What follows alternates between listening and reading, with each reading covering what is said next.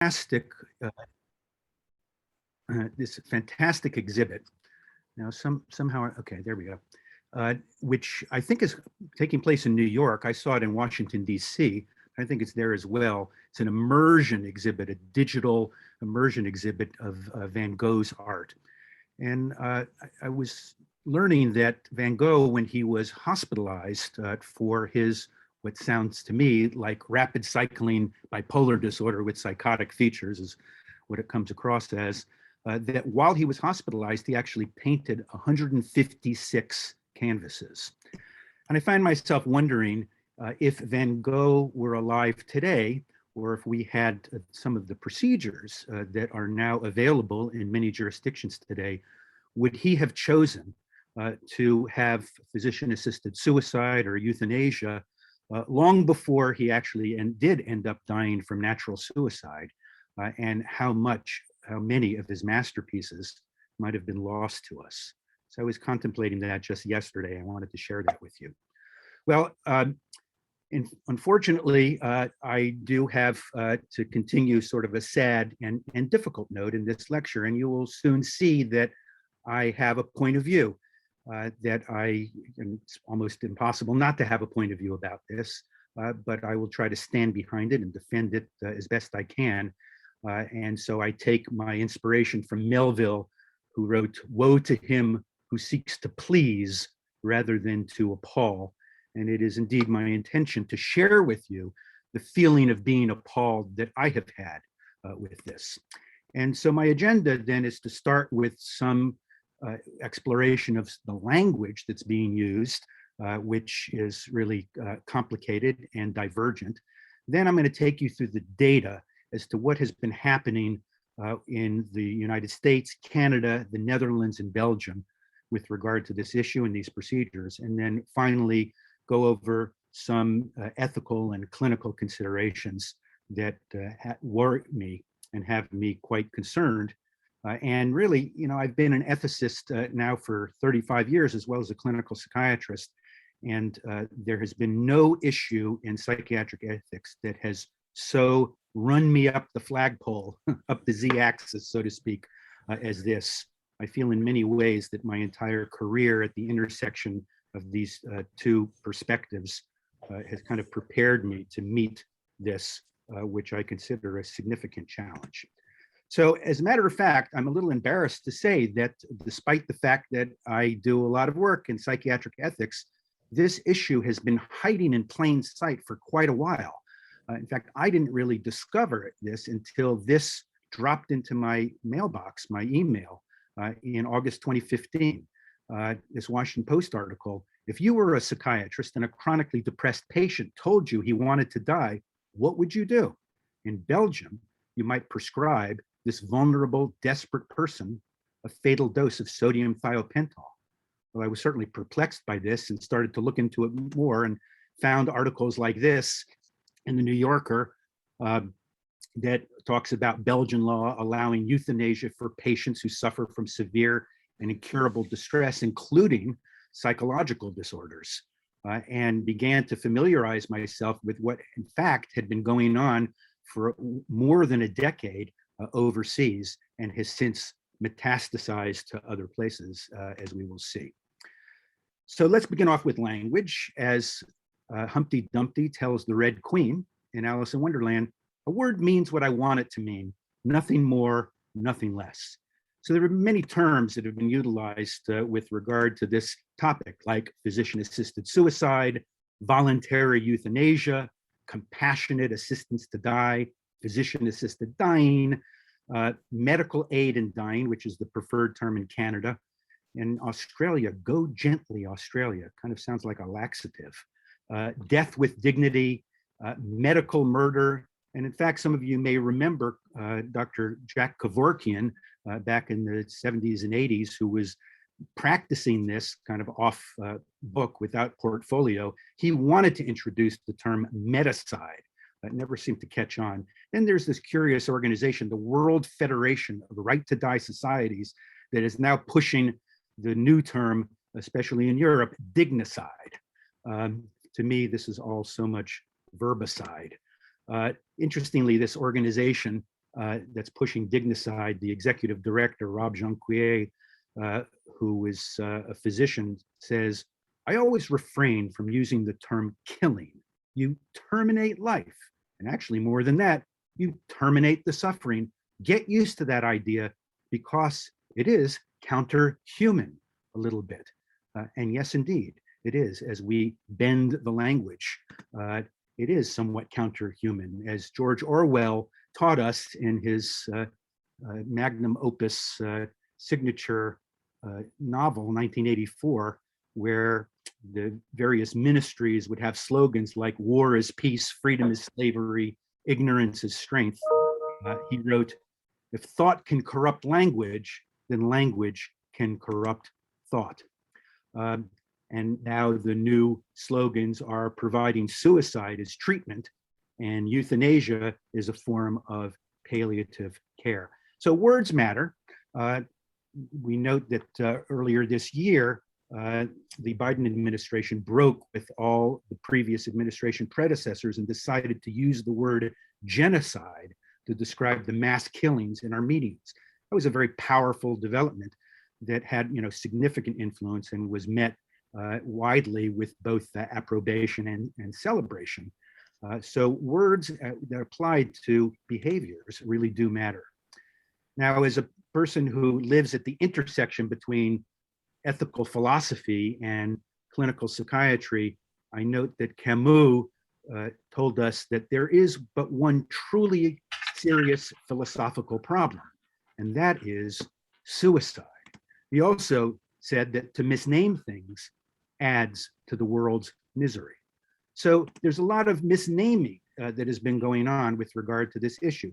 The CDC has defined suicide in a way that I think all of us in clinical mental health treatment and psychiatry can immediately identify as commonsensical, that suicide is merely death caused by self-directed behavior with an intent to die, which I maintain certainly very much applies to our topic today. As a matter of fact, though, the American Association of Suicidology back in 2018 declared legal physician-assisted deaths should not be considered to be cases of suicide. To try to get out of this paradox that we might be creating two tiers of suicide, so-called good suicide and bad suicide.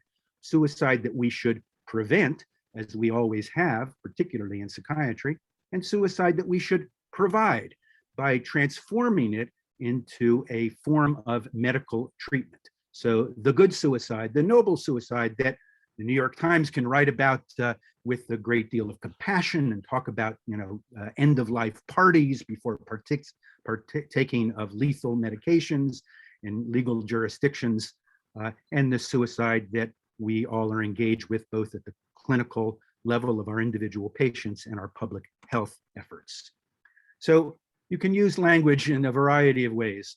My grandkids came to visit, said this elderly man in hospital bed. They talked mostly about world politics, kept asking me how I felt about the euthanasia. All right, so let's define some of the terms that are in use and that we will use this evening. So in order of moral complexity, the most introductory, what I call the level one terminology, is palliative care. Here, we're all very familiar with this, that the medical treaters withdraw life support and provide comfort. And indeed, the state of the art, as many people don't realize, as many legislators don't realize, the state of the art in palliative care is significantly advanced now. And most palliative care professionals will tell you that they see no cases in their practice where state-of-the-art palliative treatment can provide significant relief, even to the point of terminal sedation. So at the next level of moral complexity, we call physician-assisted suicide. That refers to the practice of providing a prescription, the means that is given to the patient, and the patient self-administers the oral medication at the time and place of their own choosing. No uh, clear, uh, there's no clear evidence about how these medications sit around, whether, people's suicidal granddaughter, finds it in the closet or not. But this is essentially giving the patient a chemical gun, which they can take and shoot themselves, so to speak, at the time and place of their own choosing. This is the practice in those jurisdictions in the US where it is legal. And then the most controversial level is euthanasia. And that is a procedure where the doctor is present at the bedside, starts an intravenous, and administers a lethal injection, really quite the same as at a legal execution for prisoners on death row. Euthanasia is by far the most practiced of these three, particularly of the latter two, which is really what we're focusing on in the world. And outside of the United States is both legal and generally preferred, as we'll see. All right, let's see what's happening in the United States and where we're at so far with this, and also whether we're encroaching on psychiatric domain.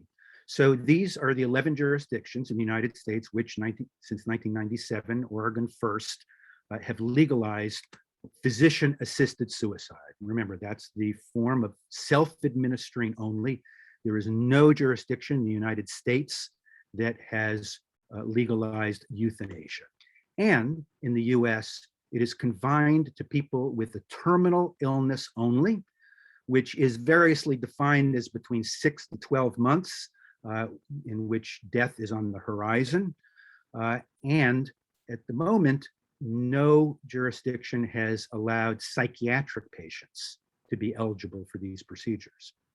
What's interesting, in addition to those states that have legalized it, there are actually a number of states that have actually passed laws that are intended to inoculate themselves against such bills, banning or preventing assisted suicide legislation. You can see the list there.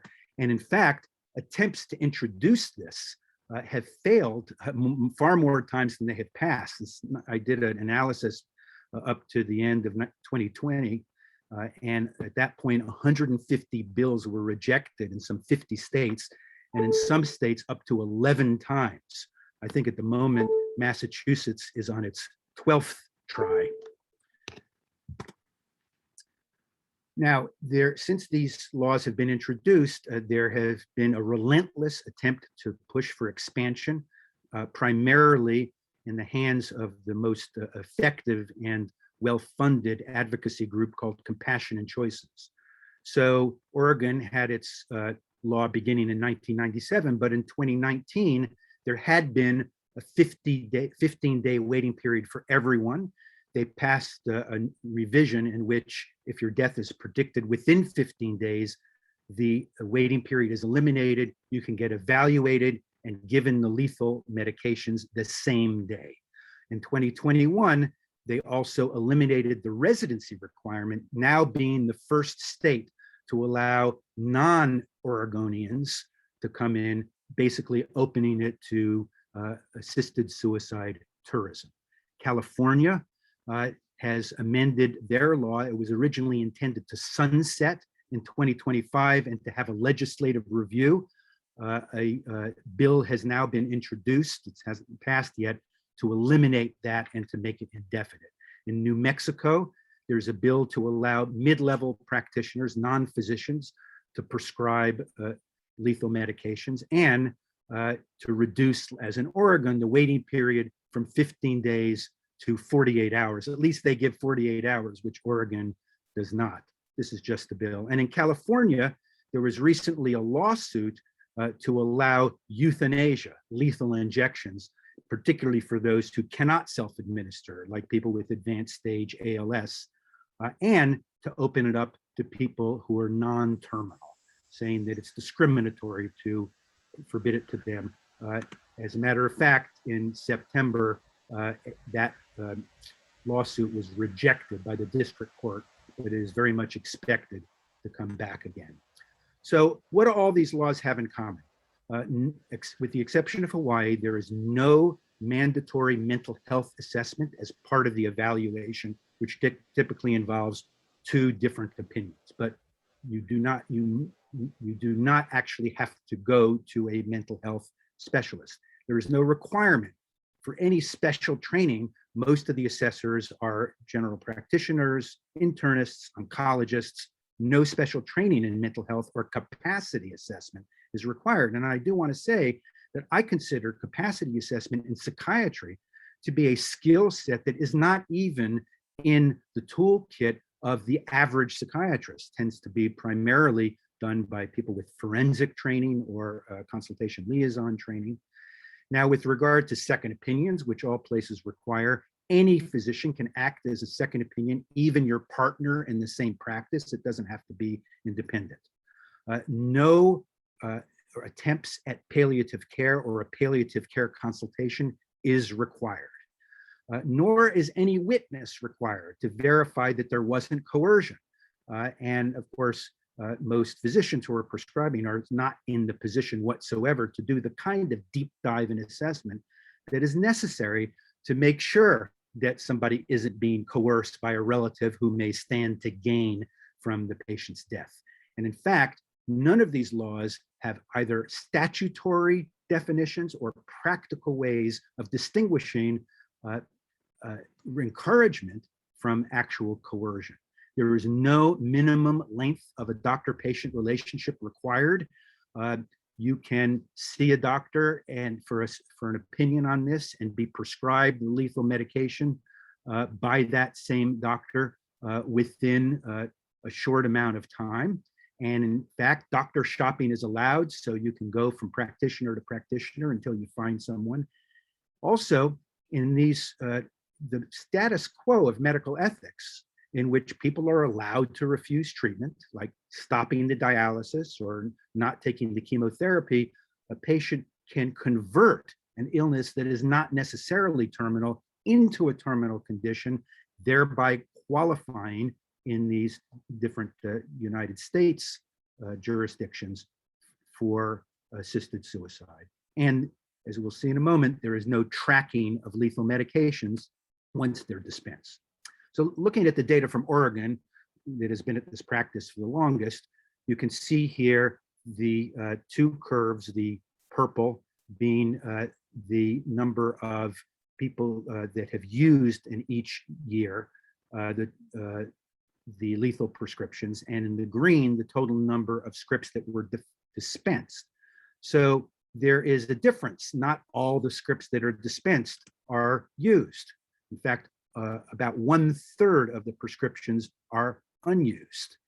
You can see that about 6 out of every 1,000 deaths in Oregon are done through this method. And there's some other statistics there on the side that I won't go into. But what about this issue of the unused portion?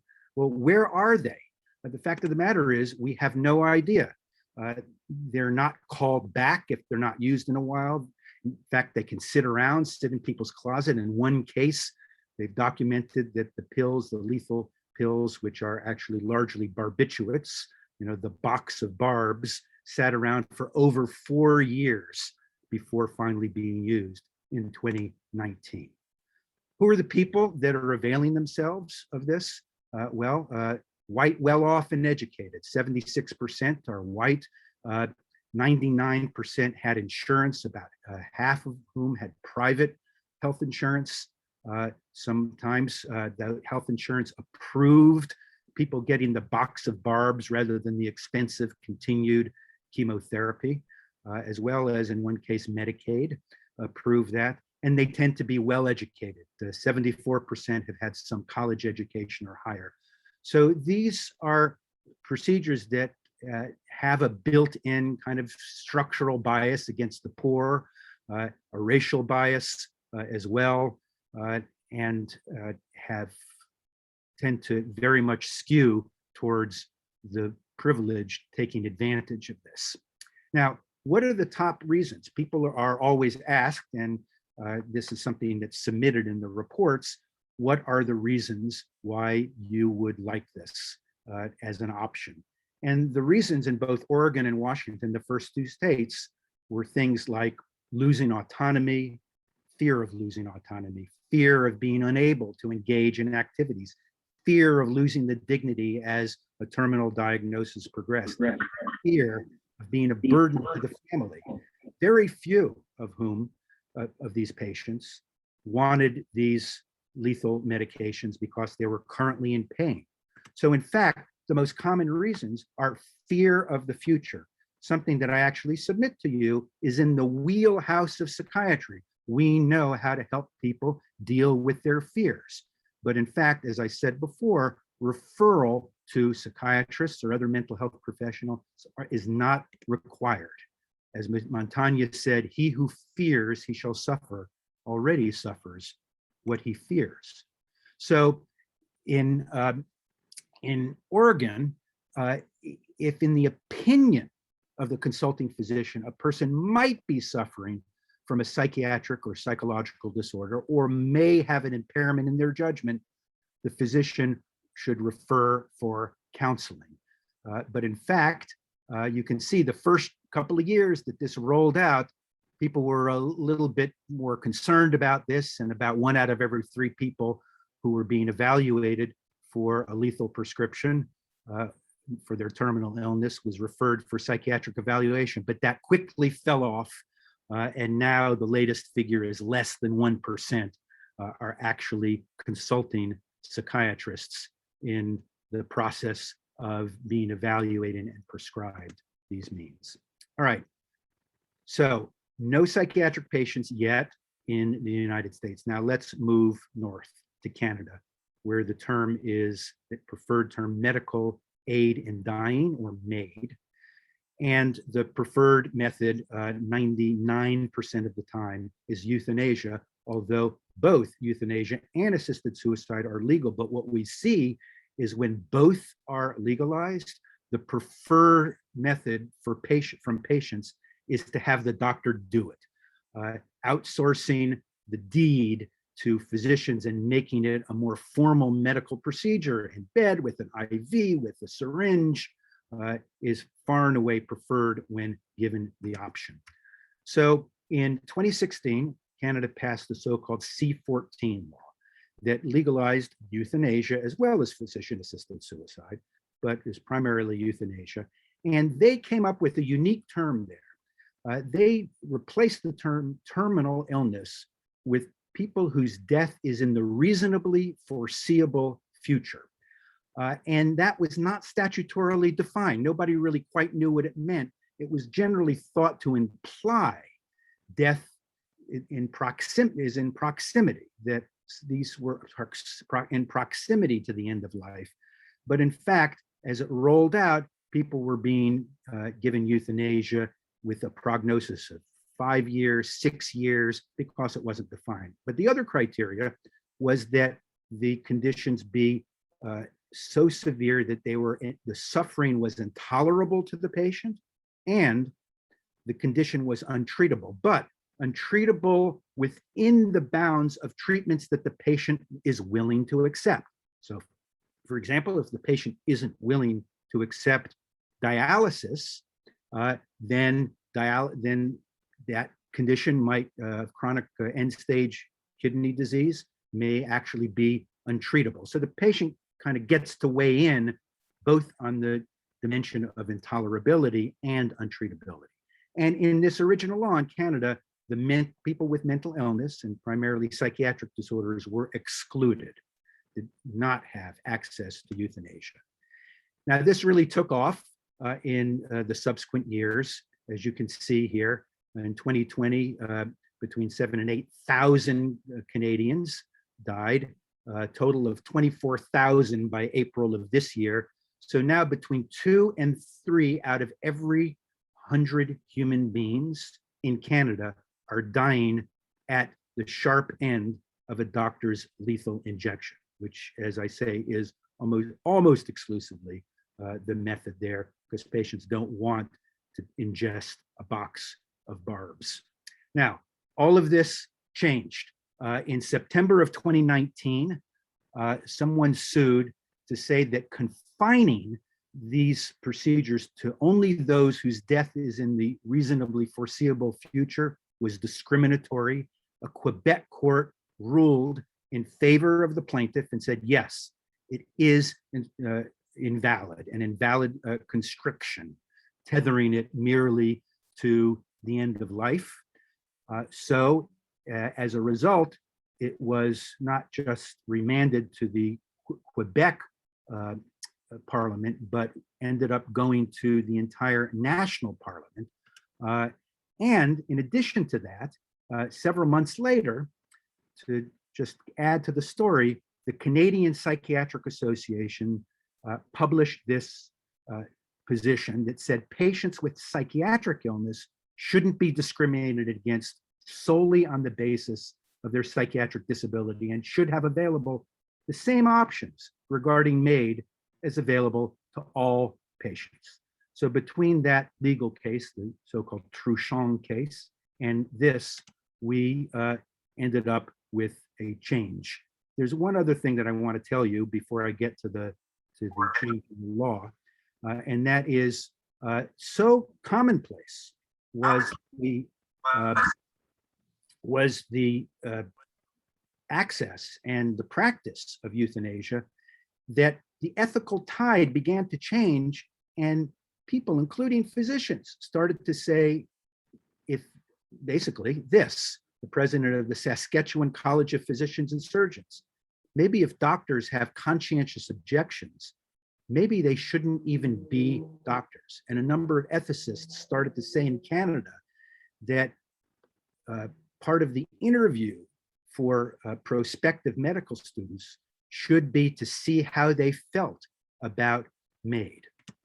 So in February of 2020, the C7 bill was introduced to amend the earlier one. And the purpose of the C7 bill was to move the eligibility of euthanasia away from terminal conditions to chronic conditions, as is the model, as we shall soon see, in Belgium, the Netherlands, and Luxembourg.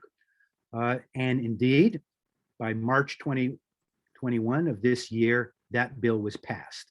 And that bill provided several things. One is it opened it to those with chronic illnesses and disabilities that were considered insufferable and untreatable. Those criteria were retained. And if you had a chronic or disability or illness, there was a 90-day waiting period. But those whose death was reasonably foreseeable, the people for whom the original law, to whom the original law was confined, no longer had a 90-day waiting period as they had previously. They could be evaluated and receive euthanasia in the same day, no waiting period. And there was no requirement for any evidence-based treatment. So for example, if you had chronic renal failure and could have dialysis or kidney transplant, you didn't have to avail yourself of that to be eligible. However, of great importance is in a 11th hour move, suddenly at the last minute, and I won't give you the details of the incredible drama that ensued in which this emerged, but at the last minute, there was an inclusion of this feature that passed in the law, and that is the previous exclusion of people with psychiatric disorder was made to sunset 2 years from now, so that within 2 years, people with psychiatric disorders will be eligible for euthanasia in Canada. And meanwhile, the charge to the medical community is to develop protocols to try and distinguish which people whose suicide we should prevent and who suicide we should now be able to provide on request. I just want to mention this briefly. I have a whole lot of talk about this if you're interested. My coming back, I call this Euthanasia 2.0. There have been a variety of legal and ethical rulings in Canada that mandate that patients be given informed consent to let them know that this is an option. Euthanasia might be an option under certain circumstances, and to mandate a referral to a willing euthanasia provider even if you are a conscientious objector. Maybe we can talk about that in the discussion. I'm not going to go further with that, but this is quite a remarkable development in Canada. All right, let's cross the Atlantic and see what we can learn from the living laboratories in which the practices of psychiatric euthanasia have been occurring now for the last 19 years. In 2001, between 2001 and 2009, the Netherlands, Belgium, and Luxembourg, otherwise known as the Benelux country, made a law that really was quite revolutionary, really, maybe in the history of mankind, certainly in the history of medicine. They decided to get out of the discussion of discriminating between terminal and non-terminal conditions. And they decided that, as we have long been urging in psychiatry, that we shouldn't make any distinctions between physical suffering and mental suffering, that there's a parity in suffering. Suffering is suffering is suffering. Instead, they replaced the idea of terminal illness or non-terminal illness with merely the gatekeeping criteria being whether a condition, any condition, is unbearable to the patient and untreatable to the patient. And as a result, that formula, the unbearable, untreatable, plus no distinction between physical and mental suffering, opened the door to psychiatric disorders, psychiatric patients to be eligible for euthanasia. And again, primarily euthanasia in those Benelux countries. Right, let's look at Netherlands to begin with. That started in 2002. And you can see it really took off there.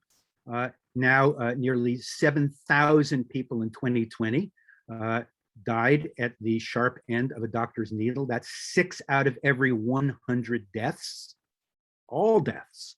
6 out of every 100 people now die by euthanasia, a 360% increase since the first year in which it was introduced. And in this New England Journal article, they uncovered evidence that this is an undercount, that as many, at least back in 2017, as many as almost 1 out of 4 euthanasias were actually unreported. Now, as I said, they opened to psychiatric euthanasia, and you can see the growth. Now, it's not, it's the minority of people, but still, remarkably, has gotten to the point where between 50 and 100 people each year who have primarily psychiatric disorders are being euthanized.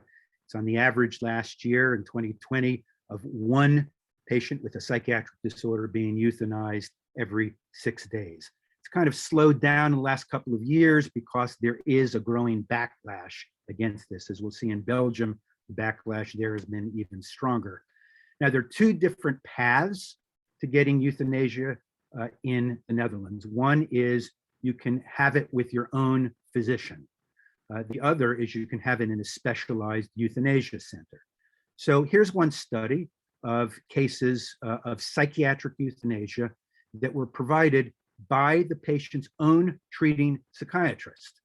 Mind you, the same psychiatrist who previously and presumably had been trying to prevent the patient's suicide. Perhaps might say the same exhausted psychiatrist who now finally has been convinced by the patient to provide the lethal injection. So, or at least to agree to it.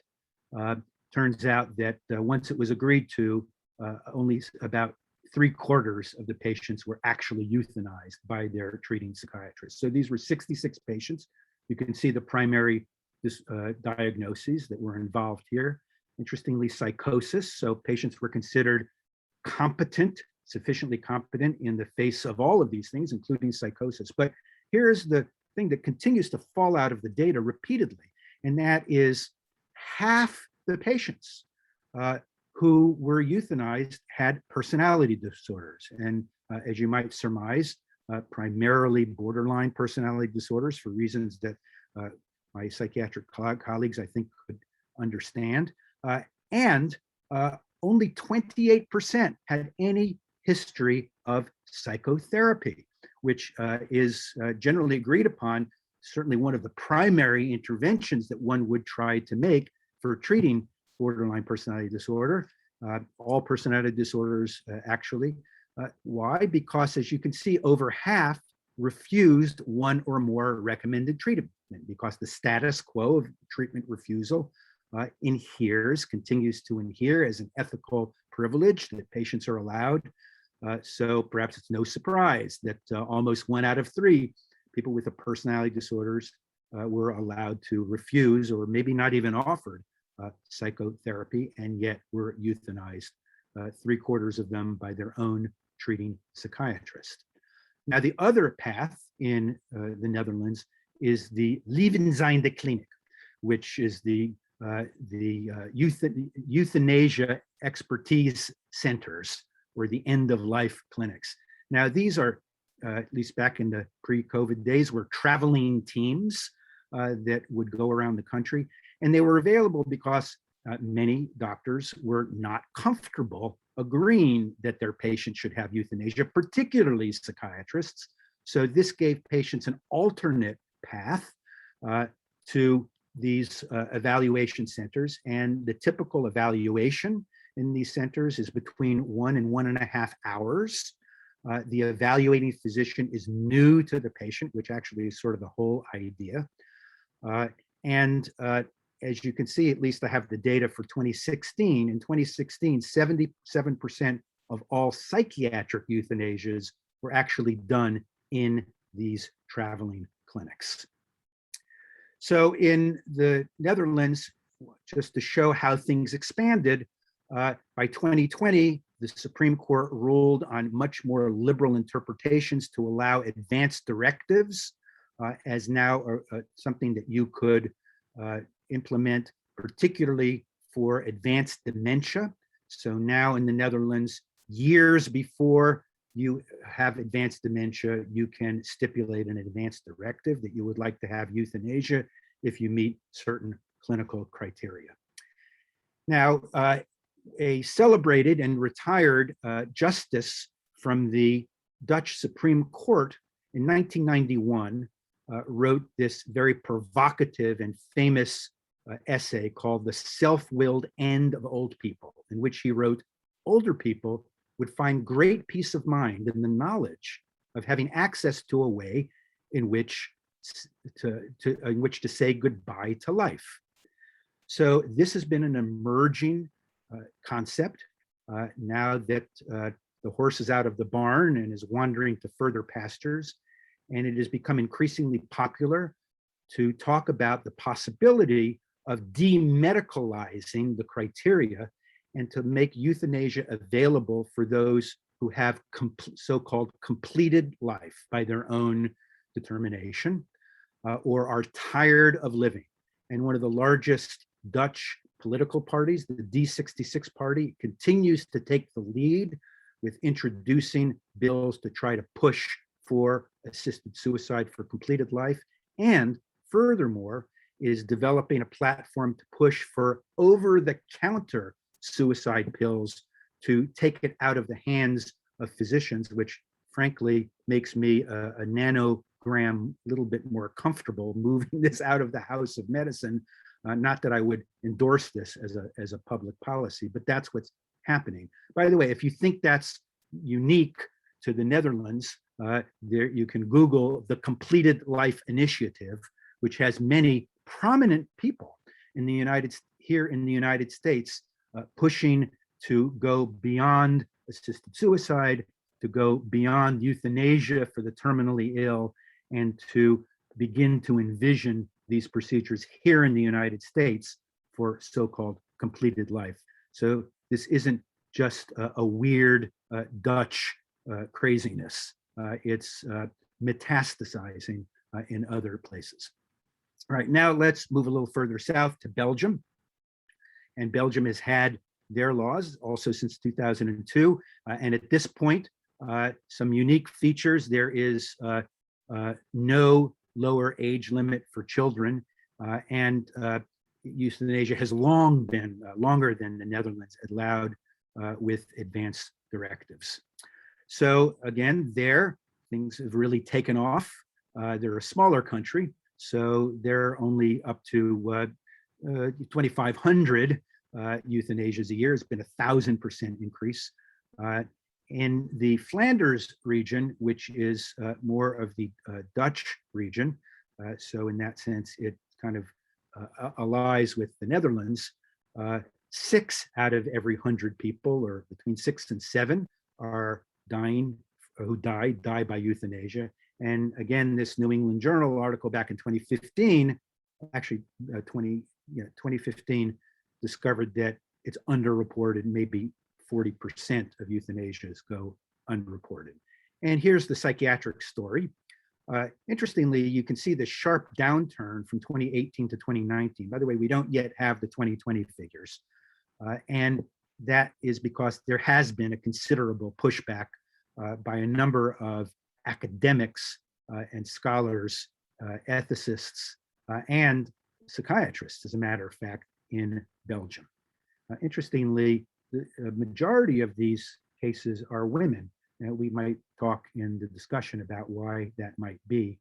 All right, so here is one case series of 57 patients in 2019. Here are the diagnoses that those 57 euthanized patients, and this excludes dementia. It's a whole other set of statistics, is because you might want to say, well, patients with dementia come under the rubric of psychiatric disorders, but right now I'm just focusing on these other ones. And again, in Belgium, almost half of the patients that are being euthanized at their own request have personality disorders. Now, this is the Dr. Kevorkian, the psychiatric Kevorkian of the Netherlands, Dr. Lieve Tienpont, who wrote this book, Libera Me, on euthanasia and psychological suffering. She has really been promoting this, and she personally, by her own hand, has euthanized about 70% of most of the patients over the course of this time who have got psychiatric patients who have gotten euthanasia. As she has proudly proclaimed, I am a pioneer, so I am loved and hated. Well, here is a review of a series of her 100 psychiatric patients. No surprise that major depression is one of the most common diagnoses, but once again, personality disorder is half of whom have a borderline type of personality disorders. But look at some of these other things. OCD, complicated grief, ADHD. She includes fibromyalgia, interestingly, in the bevy of psychiatric disorders.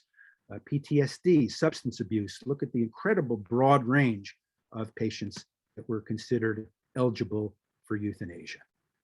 So in Belgium, look at how the slope has slipped by a couple of these examples. Here, a pair of twins with a genetic type of blindness. They were euthanized as they developed increasing blindness because they were felt to have an insufferable and untreatable condition. This is a man with ego-dystonic homosexuality who tried numerous years of conversion therapy unsuccessfully, was never happy with his homosexuality. He qualified and was euthanized on request by a physician. Here is a Belgian citizen who had 3 operations for sexual transformation, for transgender conversion, and he was very unhappy with the results. He was allowed euthanasia. And then here was a serial rapist who was in prison for life with no prospect of parole, who argued at first successfully, well, I have an intolerable situation in prison and I have no hope of amelioration because I have a life sentence. And initially he was granted access to euthanasia, although word leaked out and there was a public backlash and it was rescinded. Recently, this study showed that there are probably 200 patients annually who are euthanized without either an advance directive or proxy consent by physicians who have decided well, if I was like that, I wouldn't want to live either. And we do have this option now available, so engaged in this kind of mercy killing. And to just show you kind of how besotted a society that lives for a generation with this option, for the last 15 years, the Brothers of Charity, whose mission is psychiatric treatment, and they run the majority of inpatient beds in Belgium and a lot of the outpatient clinics. They have over 5,000 inpatient beds. They have said our facilities are not open to euthanasia as an option until finally in April 2017, with the pressures and the immersion of many years, their board of directors decided to open their psychiatric hospitals to euthanasia, so that there will be the ECT suite down in the basement and the euthanasia suite in the basement. By the way, the Pope has strongly objected to this and got into a fight with the brothers, and the Pope has directed the brothers to dissociate their hospitals, welcome to keep their hospitals open, even call themselves Brothers of Charity, but the Pope wants them to not have those hospitals have anything that associates them with the Catholic Church, but they proceed forward. And this is what happens in a culture where these practices take place. There are 2 studies now, so this is a reproducible result of a poll that show that now, having lived an entire generation, and by the way, there are now young physicians who now that it's been 21 years of this, who grew up in a culture where they never knew a time when euthanasia was not part of medical practice and an option. So now 40% of all Belgians no longer favor administering any expensive medical treatment that would prolong the lives of anybody over age 85. Doesn't matter, not terminally ill, not sick, but so it just shows you how the tipping point, the fulcrum as to what constitutes a life worth living or a life worth supporting by medical intervention has moved over the course of a generation. So here is how the slope slips, as we can see in these living laboratories. It starts off with laws that permit just the terminally ill. Then the waiting periods become shorter. Then it progresses to the non-terminal, the chronically ill and the disabled. Then the distinction between physical and mental suffering is lifted. And the next step is allowing children, minors, access by proxy consent with the parents. Then advanced directives. Then the culture changes and starts to mandate referrals by conscientious objectors who do not want to be part of the chain of culpability of leading their patients to somebody that can provide them suicide.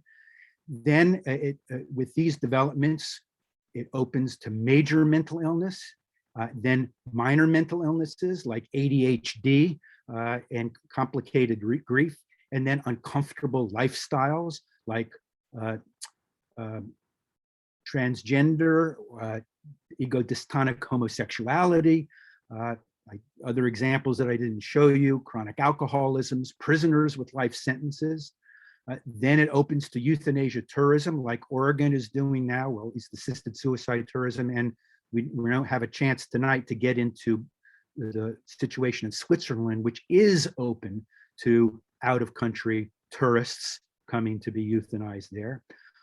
Then it opens to proxy consent with having family members for people who are no longer competent. Then doctor-only consent, as we just saw, so-called mercy killing at the hands of physicians who make the decisions. And then there's talk of completed life as a criteria, tired of living, an over-the-counter suicide pill, a whole discussion of rational suicide, and then finally the Sarco and implantable suicide device. I will not get into that. I will tease you with those dramatically outrageous things that you can ask me about in the discussion if you wish.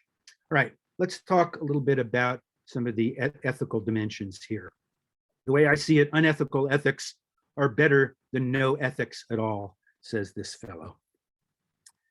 So I want to take you back in the history of medical ethics to ancient Greece. And in ancient Greece, the legend is that Athena, the goddess Athena, drew blood from both sides of the neck of Medusa. That's the woman who had snake for hair. Out of one side of the neck, the blood could be used as a life-giving elixir. Out of the other side, it was a deadly poison. And both of these vials were given to the god Asclepius, the god of medicine. And as such, it was common practice in ancient Greece to provide euthanasia for some patients. And as you know, with ancient medicine, there wasn't all that much that doctors could do, particularly for acutely, even chronically ill patients. So euthanasia was a common practice in the Asclepia, where medicine was practiced, with one exception. And that exception was the Asclepian of Hippocrates, which only would administer the life-giving elixir and not the death-giving euthanasia blood from the other side of Medusa's neck. And in fact, what was unique about the Asclepian of Hippocrates is it was a covenantal community. It was a community that evinced certain values. If you wanted to join as a student or as a practitioner, you had to adopt and agree to certain values. Indeed, you had to take an oath in which you embraced publicly those values. That oath was the Hippocratic Oath. And in that Hippocratic Oath, one of the key utterances that distinguished you as a Hippocratic Asclepian from the others was, I will not give a fatal drug to anyone if I am asked, neither will I counsel any man to do so.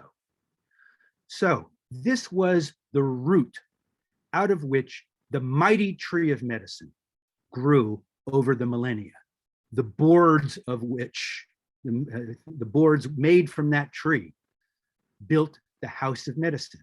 So this value has suffused the venerable history of medical ethic for over two millennia. And whether or not modern oaths have changed and made more contemporary, I submit to you that this is a core and fundamental ethos of what it meant to heal in the house of medicine. Now, many of these laws which allow these procedures to be legal, I want to remind you, as this group in particular, Paul Applepalm's group and colleagues well know, law is not equivalent to ethics. There was a time when the Holocaust was legal and hiding Jews was criminalized. Slavery was legal, freeing slaves was criminalized, segregation was legal, protesting racism was criminalized. So just because something is legal does not necessarily mean that it's moral. And oftentimes it's the long view of history that comes to reevaluate these practices. So let's see where the Hippocratic legacy has come with some of the contemporary medical organizations that now are the keepers of ethical codes and oaths that now are promulgated in a collective voice in the House of Medicine. So the American Medical Association has declared that physician-assisted suicide and euthanasia is fundamentally incompatible with the physician's role as a healer and would be difficult or impossible to control and would pose serious societal risks. Now, this issue has been addressed by the Committee on Ethical and Judicial Affairs again and again, in 1994, in 2009, again in 2018, and not just by a poll, but by a deep dive into the issues. and it has concluded again and again that this statement not be amended. And in 2018, there was a debate, and they had witnesses and they reviewed literature as to whether or not the AMA statement should be changed, the wording from assisted suicide to aid in dying. And the committee concluded that although there were good arguments in both sides, their conclusion and recommendation, which was affirmed by the House of Delegates, by the way, is to retain the term suicide, assisted suicide. The American College of Physicians, their statement is on the basis of substantive ethics, clinical practice, policy, and other concerns. The college does not support legalization of physician-assisted suicide. The World Medical Association has declared that it is firmly opposed to euthanasia and physician-assisted suicide. They furthermore go on to say no physician should be forced to participate in euthanasia or assisted suicide, nor should they be obligated to make referral decisions to this end. So they are protecting conscientious objectors. I want to tell you that since they reaffirmed this in October 2019, the delegation from Canada, the Netherlands, and Belgium all quit the World Medical Association. The British Medical Association had been, up until last year, arguing that the law against assisted suicide should not be changed because it would fundamentally alter the ethos in which medical care is provided. Strangely, in September, just a couple of months ago, they did a poll, not a deep dive, not a deep exploration with the Committee on Ethics and Judicial Affairs like the AMA, just a poll. And 49% said, let's have a neutral attitude to this versus 48%. So by 1% in a poll, and we can talk about all the vicissitudes and limitations of polls, they went neutral 2 months ago. The World Psychiatric Association, something that Paul Applebaum was very involved with their ethics committee, they're a little bit more wishy-washy. They just said with regard to psychiatric euthanasia, which is their purview, the psychiatrist should be particularly careful, should be aware that the views of a patient might be distorted by mental illness, such as depression. So they have not come down with a hard and fast thing. And it's difficult because some of the more important participants in the World Psychiatric Association is Belgium and the Netherlands. But that's their statement. Now, the American Psychiatric Association, and I was very involved in this, as Paul told you at the beginning, we follow the AMA ethics. So we are, in that sense, like the American Psychiatric Association, since we follow the AMA, we're opposed to all of this. But we wanted to make a special statement, a statement that would be heard in Benelux back in 2016, which said that a psychiatrist should not prescribe or administer any intervention to a non-terminally ill person for the purpose of causing death. And that was heard loud and clear. Now, let's delve into a couple of the ethical and clinical considerations. For a couple of millennia, frankly, one of the most dominant ethical principles in society at large and in medical ethics has been the sanctity of life. And this has been a principle, of course, that has its origins in religious ideas, but has not been exclusively confined to religious ideas, and also has been part of the medical ethos. However, now it has become increasingly identified with religion, and in our secular world, these are the ruling and dominant principles: autonomy, individual autonomy, fairness, justice, informed consent, and so forth. So I want to point out that the argument on the basis of, okay, patients are autonomous and they should have a right to determine how they should die, that under the current laws, this is not true autonomy. This is kind of pseudo autonomy. It's kind of a heteronomy uh, in which it's a hybrid, because yes, the patients may ask and the patients may decide that this is what they want, but at the end of the day, it's not the patient who gets the final word.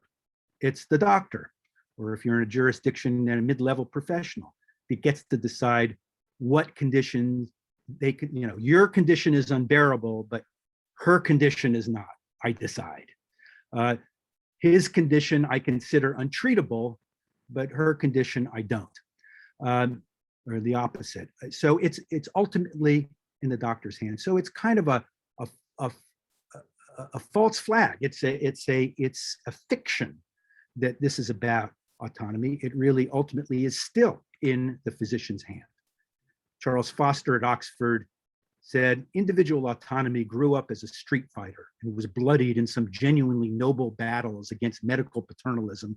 But like so many rulers with this sort of pedigree, it has quickly forgotten its democratic roots and grown fat and brutal in power. And now maybe we can even see in the arguments that people are using against vaccination, how fat and brutal autonomy has grown as a dominant ethos that wipes out all others. Well, the arguments in favor for euthanasia for psychiatric patients primarily rest on the principles of parity, which is a part of justice, and autonomy, that psychiatric patients shouldn't be seen much differently than any other kinds of patients, and have a much right to self-determination. And the argument is that there are some cases that are untreatable, that are futile, and that we can know that for sure. Now, there are many things that I could say to deconstruct these arguments, but I want, with the time we have left, to focus on the futility argument. And the futility argument basically rests on several notions. One, diagnosis.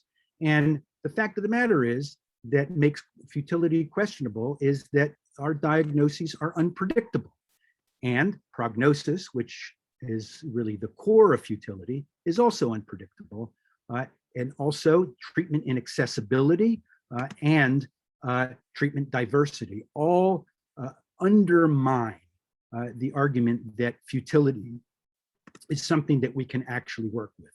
So with unpredictable diagnoses, we now really have a variety of studies that show that our diagnostic reliability, both the test-retest reliability and the inter-rater reliability of psychiatric diagnoses using whatever system, RDC, DSM, is really not particularly reliable. And the problem is, in order to create a prognosis, you have to have a reliable diagnosis, because prognosis emerges out of diagnosis. So diagnostic fluidity and uncertainty means prognostic fluidity and uncertainty. And with regard to diagnosis, what we know is that from this study, for example, just because you're terminally ill, and people want to say if you're terminally ill and want to end your life, you're not necessarily have a psychiatric diagnosis. But in this study of 44 terminally ill patients, every single one of them who wanted assisted death was considered to have a clear mental disorder. Now, should it even matter? The fact is it's very difficult to sometimes sort out the difference between suicide as a symptom of a mental illness or from another cause.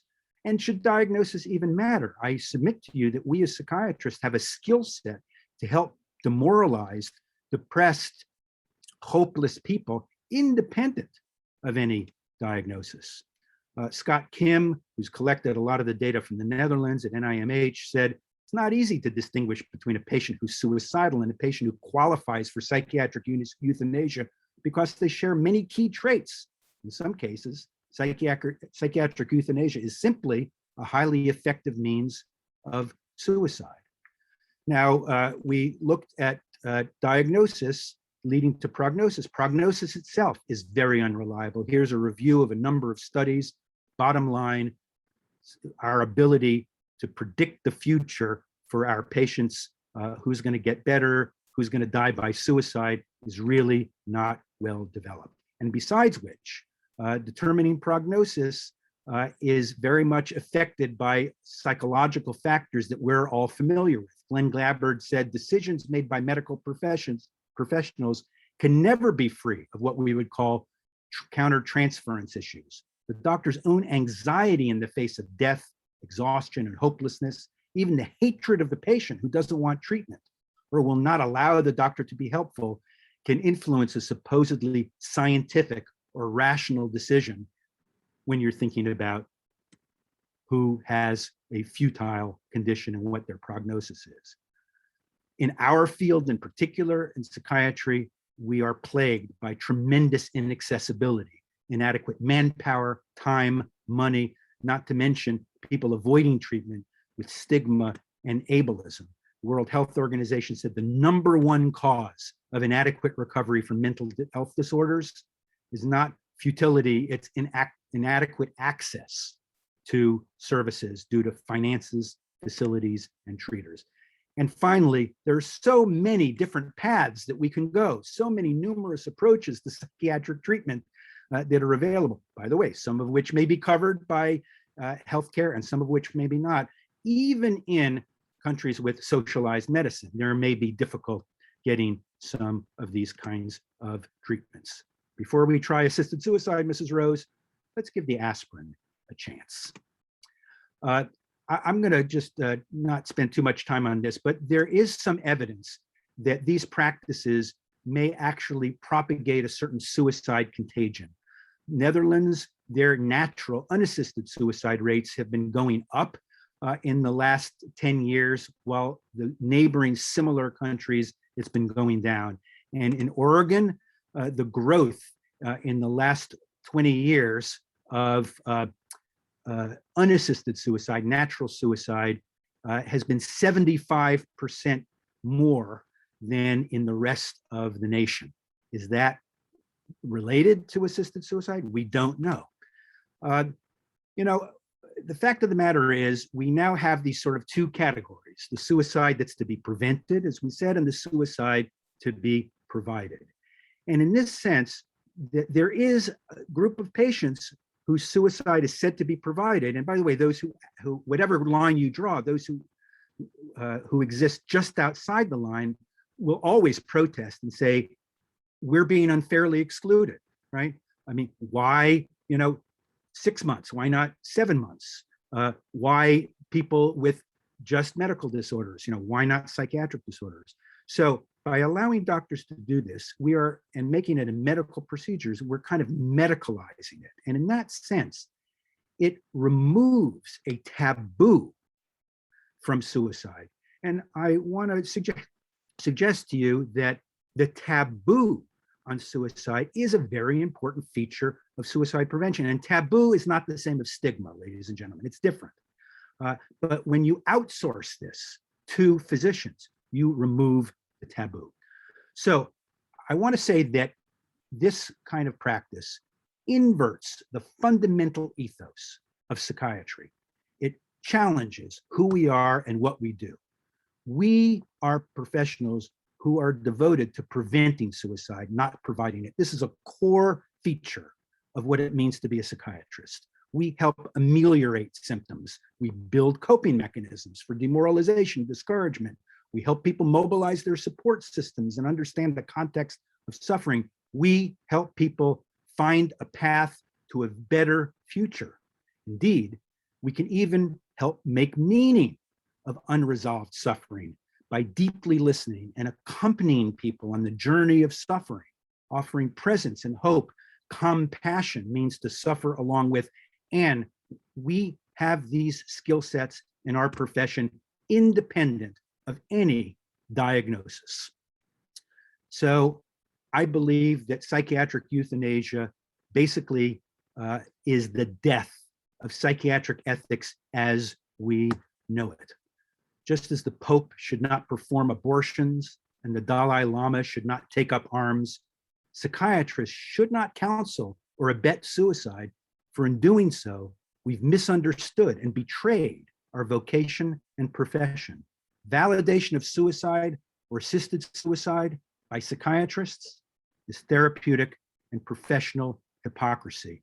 My own mentor that I trained with, Paul McHugh at Johns Hopkins, wrote back in the Kevorkian days, patients are seduced by isolating them, sustaining their despair, revoking alternatives, stressing examples of others choosing to die, and sweetening the deadly poison by speaking of death with dignity.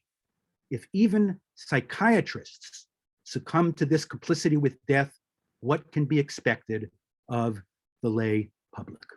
So I leave you with the words of Winston Churchill for yourself as clinicians, and also to transmit to your patients. Never give up, never give up, never, never, never, never. Thanks so much. Thank you, Mark. We have about 10 minutes, just over 10 minutes for your comments and questions. Let me invite you, if you would, to use the reaction button at the bottom of your screen and the raise hand function. And if you will raise your hand using that, you'll be automatically put into a queue, and we can take your comments and questions in order. Mark, while we're waiting, and I'm sure there will be comments from our participants, let me ask you, if I can, you are strongly opposed to physician-assisted death, suicide, however you want to term it. What do you think can reasonably be done to turn the tide, which seems to be a tide, moving towards greater and greater access to assisted suicide for psychiatric patients? Well, listen, if I had the great answer to that, I would have deployed it. The fact of the matter is that the forces in favor of this are very, very well organized, and under the umbrella of this group, Compassion and Choices, which, by the way, has been instrumental in going around to different medical societies in different states and getting them to go neutral, which is often the prelude to these laws being passed. So I think I would like to see a more central body, organizing those who want to make the case against it. I've started to work with a group of international physicians. If you go to doctorssayno.net, we've published a manifesto to try to organize physicians around the world for this, and to try to also mobilize as much as possible the collective voice. I think these medical organizations like the AMA, the World Medical Association, and so forth, I think it's very important for those organizations to stand up, and just because society wants something doesn't mean we have to give it to them. And I think it can be very easy, if we're not careful, to be dragged along into a current of rapidly changing mores, which is something I will talk about at 6:30 for those who want to attend my lecture, to see what happened to medical ethics during the era of the eugenics and the Nazi Holocaust, the way in which physicians got easily dragged in. So I think medical societies are also a very important voice in this, and to stop pretending that going neutral is truly not having an opinion, because it's a signal in its own right. Okay, so we do have a question or a comment. Jay Barash. Yeah, hi, thank you. My name is Jonathan Barash, and I'm a nephrologist here at Columbia.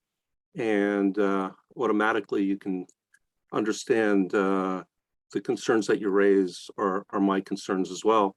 Also, I was the son of a mother who was on the other side of the bed, and I had to almost physically throw myself at the doctors to stop them from starting morphine drips, and insist rather on antifungal medicines, which allowed her to live 7 years additionally.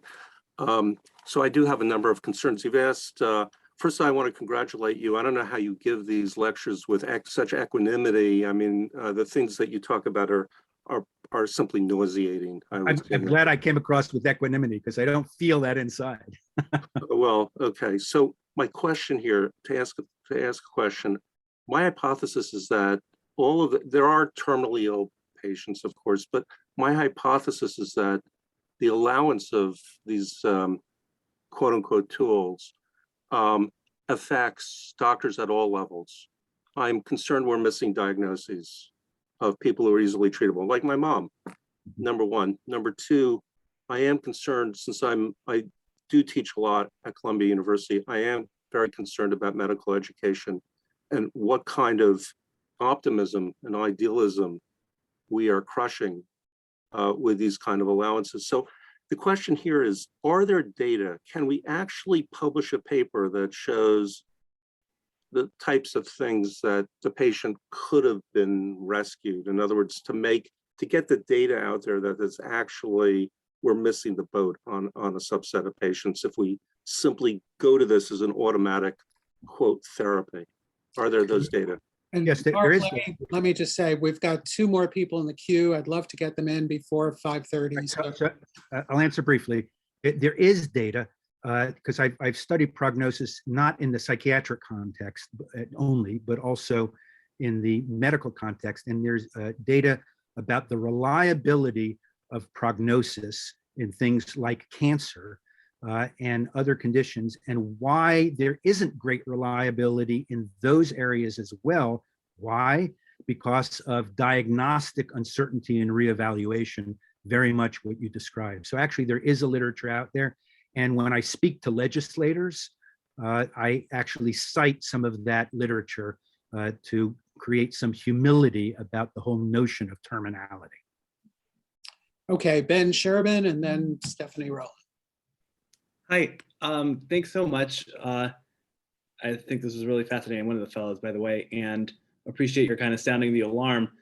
I'm wondering, from almost like devil's advocate position though, what do you say to someone, and I know you said to Dr. Applebaum sort of for doctors, but to someone who hears your talk and kind of says, well, okay, let's keep doctors out of it because we don't want to have pseudo autonomy and it's better for patients to just make up their own mind. Let's not have doctors actually administer, physician-assisted suicide. Why do they have to have dirty hands? Let's just allow anyone, anytime. We'll get rid of a slippery slope. We have free autonomy. In some ways, that's the realization of a certain liberal ideal to have ultimate autonomy. Why, Dr. Carmot, isn't actually like a bad social value to just have people take their own lives when they feel that way, when they feel ready. Right. I would basically enter not into my policy hat, but my psychiatrist's hat, to talk about what we in psychiatry know about the ability to ameliorate those kinds of feelings of helplessness and hopelessness. And I would say that I think that, first of all, it would be very bad policy in general to create a moving fulcrum that increasingly shifts the balance between acceptable and unacceptable suicide and acceptable and unacceptable murder, because you also have to think about the people who are administering this, right? But with regard to, clinical point of departure, I would simply say if in my opinion, misguided society decides to legalize these practices, first of all, get it out of the House of Medicine, put it in the political science department in the law school, because those are the guys who are pushing for it. And I hope you come knocking on my door. I'm here for you as a psychiatrist, because I know I have some tools to minister to these kinds of feelings. I hope you give me a chance. Okay, thank you. Stephanie, your hand came down. Are you still interested? Yes. Yeah, go ahead. So hi, my camera's not working today. I'm Stephanie Rowland. I'm an early career psychiatrist, forensic psychiatrist, and I'm also actually from Belgium. My medical training in the United States, but my family is from Belgium. And so I really appreciated this because I've been really straddling doing my medical and psychiatric training in the United States while my family remains in Belgium and has such different cultural expectations that I think you captured so well. Especially the reliance on, because doctors are doing it, it's okay and it's recommended, and how things really have shifted towards euthanasia in places where multiple options are available. So I just really wanted to say thank you for capturing so much of the complexity of what's happening in Belgium and Benelux and other places right now. Thank you very much. One of the questions I want to ask you People often ask, well, why is this really taken root in a country like Belgium? What are the cultural forces? One of the things that at least a professor at Leuven University said that he believes that it's because of the post-Catholic culture there, sort of a backlash against Catholicism, which is interesting because now Catholicism is catching up with the Brothers of Charity, as I told you. What do you think? Stephanie, yeah, I a minute definitely- for the last word. Okay. Oh, Go ahead. so I definitely think there is the post-Catholic impacts of history in Belgium, but also it's a pretty divided country between the French and the Flemish, and people don't like being told what to do by their government. And so there's a lot of discord. People will joke that the only things holding Belgium together are, their football team. That's about it. Well, that's a good lighthearted note on which to end. Thank you all so much for your attention. And I hope that I've provoked you all not just to worry about it, but to become more active if you agree with my arguments in efforts to try and reverse and push back against this, what I've called impending ethics tsunami. Thank you so much, Mark. And let me call everyone's attention to the note in the chat about Mark's talk later this evening, and with a link for you to sign up for it. So please go click that link, click it quickly, because as soon as I log off, we're going to lose that link. So Mark, thank you again. This was much appreciated. I appreciate the opportunity. Thank you all.